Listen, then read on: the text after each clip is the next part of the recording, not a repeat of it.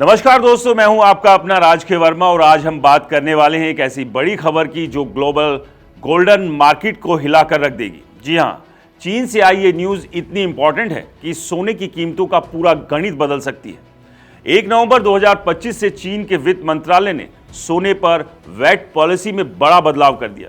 पहले क्या था, शंघाई गोल्ड एक्सचेंज से सोना खरीदने वाले रिटेलर्स को फुल 13% वैट ऑफसेट मिलता था, मतलब वो टैक्स वापस क्लेम कर लेते थे। लेकिन अब ये ऑफसेट घटाकर सिर्फ 6% कर दिया गया। इसका सीधा मतलब ज्वेलरी और इंडस्ट्रियल यूज के लिए सोना निकालने वालों की कॉस्ट बढ़ जाएगी करीब 7% तक।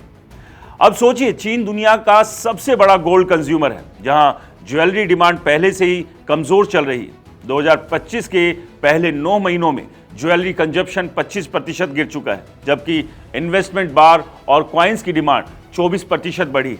वर्ल्ड गोल्ड काउंसिल के एनालिस्ट रे जियो कहते हैं कि ये वैट रिफॉर्म ज्वेलरी सेक्टर पर सबसे बड़ा असर डालेगा। हाई प्योरिटी ज्वेलरी अब महंगी हो जाएगी क्योंकि वैट का बोझ कंज्यूमर पर पड़ेगा। रिटेलर्स जैसे चो टाई फूक या लाओपू गोल्ड के शेयर तो पहले से ही 9 से 12% गिर चुके हैं इस न्यूज से। लेकिन दोस्तों, ये पूरी कहानी नहीं है। एक्सचेंज पर डायरेक्ट ट्रेडिंग और पेपर गोल्ड अभी भी वैट फ्री है। इन्वेस्टमेंट पर्पस के लिए बार्स, कॉइन्स या बैंक प्रोडक्ट पर ज्यादा असर नहीं पड़ा, वो अभी भी पुरानी पॉलिसी जैसे चल रहे हैं। यूबीएस की एनालिस्ट जॉनी टेवर कहती हैं कि नेट इफेक्ट ये होगा कि ज्वेलरी और इंडस्ट्रियल यूज की कॉस्ट बढ़ेगी, लेकिन इन्वेस्टमेंट डिमांड और मजबूत हो सकती है। लोग अब बैंक से डायरेक्ट बार्स खरीदेंगे या गोल्ड ईटीएफ में पैसा लगाएंगे क्योंकि वहां टैक्स का झंझट कम है।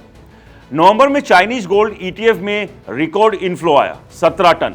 अब ग्लोबल इंपैक्ट की बात करें, चीन की ज्वेलरी डिमांड कम होने से शॉर्ट टर्म में सोने की फिजिकल डिमांड पर प्रेशर आएगा, लेकिन लॉन्ग टर्म में ये बुलिश है।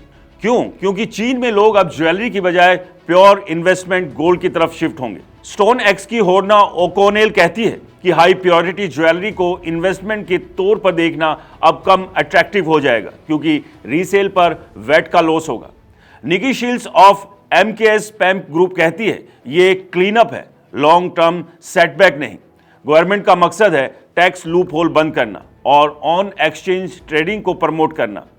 भारत पर इसका क्या असर होगा? दोस्तों, हम दुनिया के दूसरे सबसे बड़े गोल्ड कंज्यूमर हैं। चीन की ज्वेलरी डिमांड कम होने से ग्लोबल सप्लाई ज्यादा उपलब्ध होगी, लेकिन इन्वेस्टमेंट शिफ्ट से ओवरऑल बुलिश डिमांड मजबूत होगी।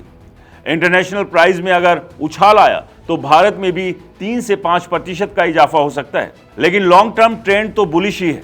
सेंट्रल बैंक खरीदारी, जियोपॉलिटिकल टेंशन और अब चीन का ये फैसला जो इन्वेस्टमेंट को बूस्ट देगा।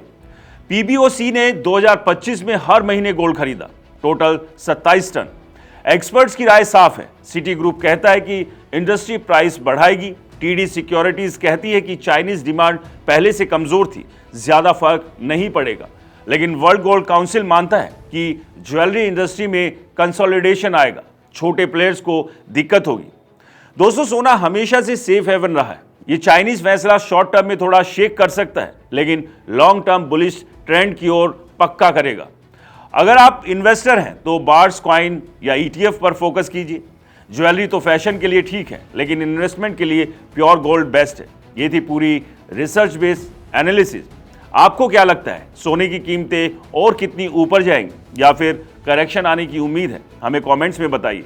और हाँ, ये वीडियो सिर्फ जानकारी के लिए है, इन्वेस्टमेंट की सलाह बिल्कुल नहीं। इसलिए कहीं भी इन्वेस्टमेंट करें उससे पहले मार्केट को अच्छे से जाने परखें, किसी अच्छे फाइनेंशियल एडवाइजर से सलाह लें, उसी के बाद अपनी मेहनत की कमाई कहीं पर इन्वेस्टमेंट करें।